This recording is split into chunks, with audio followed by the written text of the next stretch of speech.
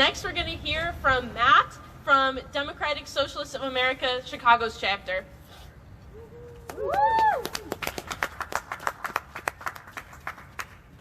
Thank you. Thank you to Code Pink and all the groups that are here today, calling for an end to war profiteering and incredibly undemocratic practices when it comes to international relations. Mike Quigley's behavior, while completely appalling at times like this, is indicative of the much greater problem and history of American oligarchs supporting and perpetrating acts of war constantly throughout the world. As representatives of DSA, I'm here to reiterate our organizational stance on this issue, that NATO expansionism and Russian aggression are both to blame for the suffering that many Ukrainians and beyond will continue to endure. But the hands of the West are not clean in any of this. As we see here today, for massive profitization of military equipment, bombs made to terrorize and conquer innocent people, and policies set up to maintain complete hegemonic control, the United States and NATO are absolutely guilty in not only adding fuel to the fire, but starting it from the ground up.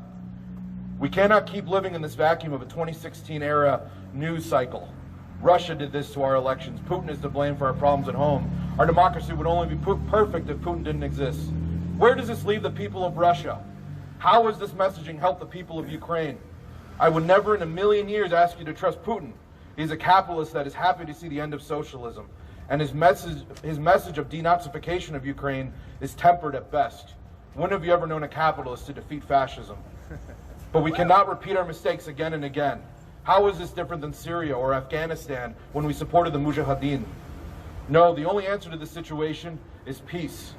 Not quote-unquote diplomatic sanctions that will ultimately just strike at the everyday lives of the Russian people and again will have ripple effects throughout the entire world, but peace. Revolutionary defeat of our imperialist masters is the only path towards a people's first solution.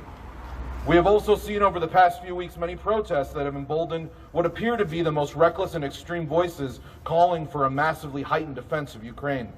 Quigley himself has appeared at multiple events showing support to on-the-ground defense of Ukraine, as have many other politicians here in the city and state. But what do we know of these on-the-ground troops? What do we know about these supposed ragtag team of soldiers that appear to have gotten armed so quickly? They have not been receiving weapons from Russia, I can promise you that.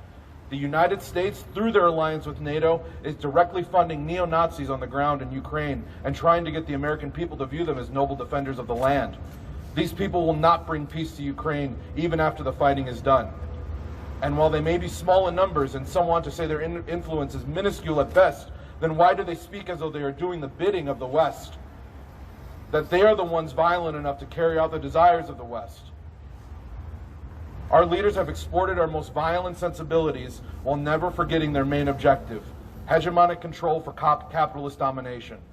Now they just have some people, some hooligans, to carry out their violence for them. Now, as the American anti-war movement is readjusting itself in this new era, we must understand the entire scope of these situations.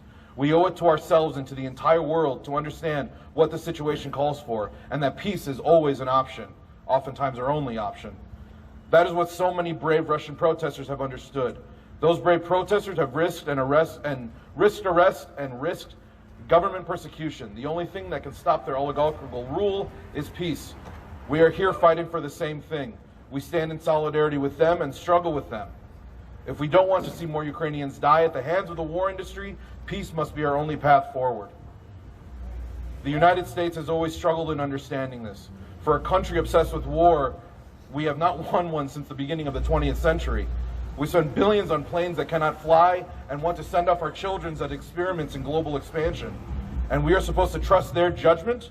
We are supposed to trust their bloodlust and analysis of international affairs? Please do not laugh when I say, are we really that stupid?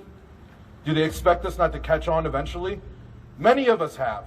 We have nothing but contempt for most of the world as Americans. We mock, ridicule, bomb, and destabilize the regions that ever try to fight against us. We have done it for years. As a brilliant leader once said, who has ever been saved by the United States? Not even its own people have if threat of nuclear war is constantly on the horizon. We have to wake up to this. We have to fight against this. We have to be prepared to fight wherever this may take us. We may believe in peace, but we will still fight to the death for it. So I leave you now with this. The workers and oppressed people of the world have so much to unite over. The ruling class will do everything in its power to try and divide us. We will not let masters of war win. All power to the people. Thank you, Matt.